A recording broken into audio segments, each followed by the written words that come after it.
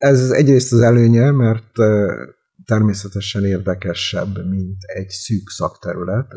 Hátránya is, mert nem foglalkozhat bizonyos alapfogalmaknak a mélyreható elemzésével, például, amiket említettél itten önmagában, ezt rá kellene bíznia azokra a szaktudományokra, amit te is említettél, hogy például mit jelent az öntudat, például mit jelent az intelligencia, például hogyan lehet meggyőződni arról, hogy, vagy lehet egyáltalán meggyőződni arról, hogy gondolkodik-e egy állat. Ezt a kérdést én nem tekinteném olyan határozottan eldönthetetlennek, mint ahogy te mondod, de nem vagyok agykutató, és ebben a vonatkozásban azt hiszem, az agykutatóké a végső szó, hogy ők tudnak-e majd esetleg olyan módszert kitalálni, tudományos módszerre gondolok, amelyik igenis el tudja dönteni egy állat esetében, hogy ez gondolkodik-e vagy nem. Nem tartom lehetetlennek, de minden esetre most nem tartunk még itt, az biztos. Én még annyit tennék ehhez hozzá, hogy valóban a vitáknak egy jelentős része a SETI közösségen belül éppen onnan származik, hogy nagyon más a háttérismeret anyaga azoknak, akik vitatkoznak, de ez jó is. Fogalmazunk úgy, hogy nincs is.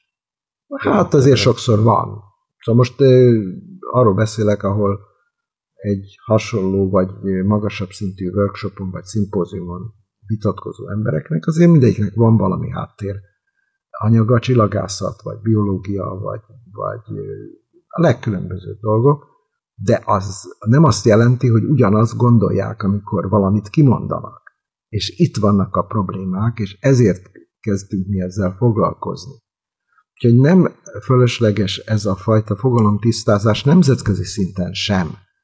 Mert az még bonyolítja a dolgokat, hogy szerintem az egyes nyelvek egy-egy kifejezést nem mindig azonos értelemben használnak. Tehát mi most magyarul beszélünk, és magyar terminológiával foglalkozunk, de az angol terminológiától lehet teljesen eltérő, és ebben az esetben tudnék erre példákat felhozni. Ebben az esetben még bonyolítja a helyzetet, hogy az, aki beszél, az most angolul gondolkodik-e, nem az, hogy beszél, de angolul gondolkodik-e, vagy magyarul gondolkodik. Azt hiszem, hogy mindenki, aki részt vett konferencián, az erre tud példákat felhozni, amikor a vita teljesen fölösleges, mert voltak éppen egy nyelvi problémáról van szó. Nos, ez elég volt bevezetőnek? Akkor vágjunk bele bizonyos értelemben arra, talán ahogy fölirogattam itten, hogy mit jelent az, hogy nem földi eredetű, vagy földön kívüli. Mit jelent ez az extraterrestrial egyáltalán?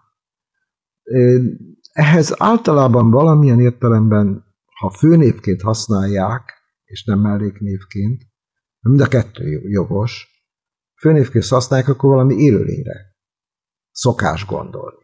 Tehát életre. A híres ET film mondjuk. Ilyen értelemben viszont belebotlunk abba a problémába, hogy mi az élet, és azt hiszem, hogy itt én abba is hagyom, mert ennek a definíciója messze meghaladja a rendelkezésre álló időt és lehetőséget. Legfeljebb azt lehet leszögezni, hogy nincs egyértelműen elfogadott definíció. Mi a véleményetek erről?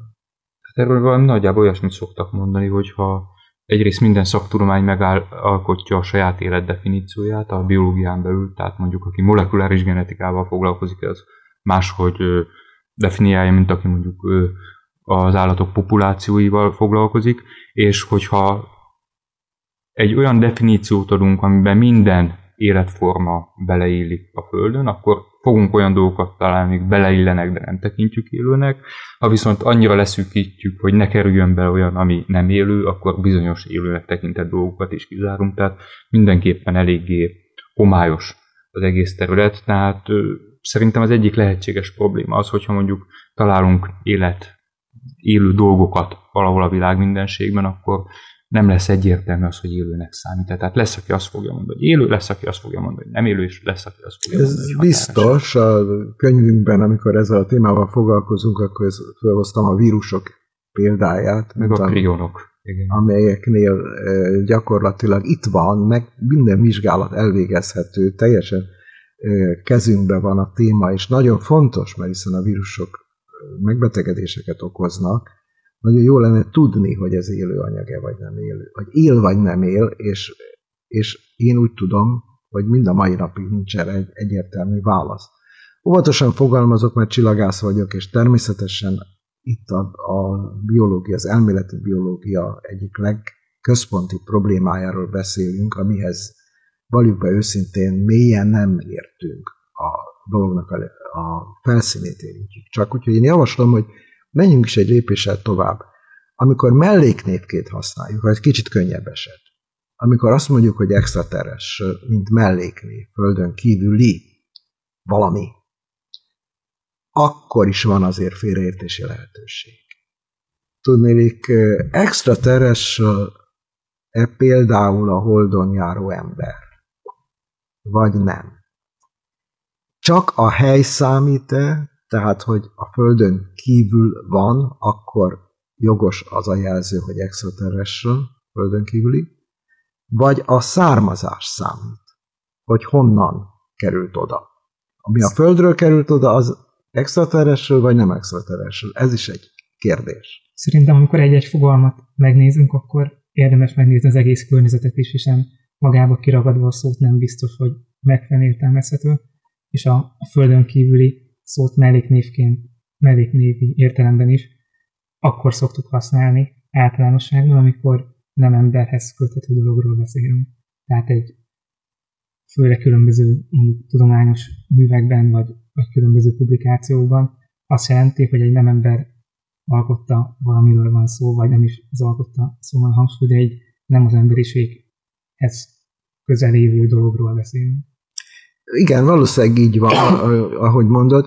Nekem az a tapasztalatom, hogy a bizonyos látszólag egyszerű fogalmak idővel több értelművé válnak, és erre sok példát lehetne felhozni, de ez egy jó példa rá, hogy az extraterrestrial, most hozzáteszek a melléknévhez egy főnevet, hogy artifakt, tehát hogy valamit találtak, mondjuk a Mars felszínén. Ami a Marson van, az extraterrestrial, ami egy láthatólag egy gépezet mondjuk, vagy valamiféle része annak, az artifakt, az természetes. De el kell dönteni, és ez idővel egyre nehezebbé válik majd, hogy az a Földről került-e oda, vagy nem. És a mai szóhasználatban ez nem tükröződik, ha ott találnak valamit a Marson, ami mesterséges eredetű, akkor jogos-e az extraterrestrial artifact kifejezés, vagy pedig az terrestrial artifact csak éppen ott van a Marson.